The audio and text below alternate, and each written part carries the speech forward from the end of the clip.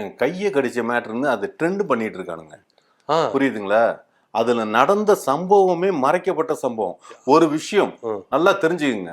எங்களோட தொண்டர்கள், எங்களோட தம்பிகள், எங்களோட வாண்டுகள்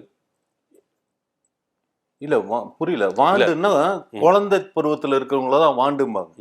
ஆமா, அப்படிதானே நீங்க இருக்கீங்க தமிழக வெற்றிக்கழக தொண்டர்கள். ஏங்க ஓட்டு இல்லாதவங்க தான் சார் இருக்கீங்க.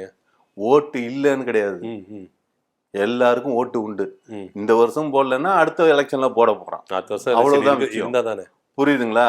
அங்க நடந்த சம்பவத்தை நீங்க அதை உற்று நோக்கணும். புரியுதுங்களா? ஒருத்தன் கடின்னு சொன்னதுனாலதான் இவன் கடிச்சான். யார் அது சொன்னது? சொன்னது டிஎம்கே ஆளு சார். அதை எவனாவது போட்டோ எடுத்து போட்டானா சார்? அங்க நடந்ததே நடந்ததே என்னங்க? அதாவது கட்ரான்னு சொன்னான். அந்த கட்ரான்னு சொன்னான் மாவட்ட செயலரா இருப்பாரு.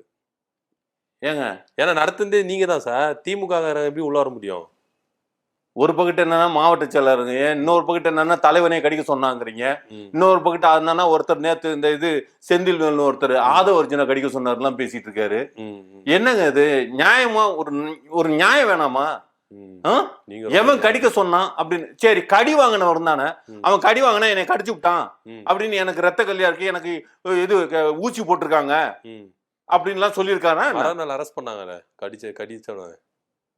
ஏங்க அதுதாங்க இது என்ன சொல்றது, ஒரு ஜோடிக்கப்பட்ட விஷயமா இருக்குது. நீங்க நல்லா அதாவது வெட்டித்தனமா பேசுறது மாதிரி இருக்கு. எதுக்கோ இதுன்னு இருக்கீங்க.